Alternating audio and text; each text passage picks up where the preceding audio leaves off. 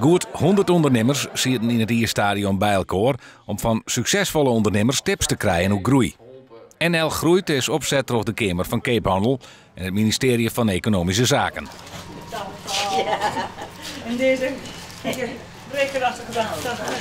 Bij de geerkomsten krijgen ondernemers tips van collega's die het haar al bewiest hebben.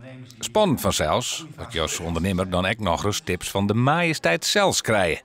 Waar ga je over praten? Nou, vooral de groeiproblematiek in het jonge ondernemerschap, zeg maar. Ik ben ook zo'n heel bezig bijvoorbeeld. En je ziet dan echt dat je verschillende dingen hoort in de cultuur, personeel, financieringen. Ja, dat soort dingen komen aan bod op tafel. De koningin kent mij haar ondervinding en netwerk een soort budgetten van de bedrijven.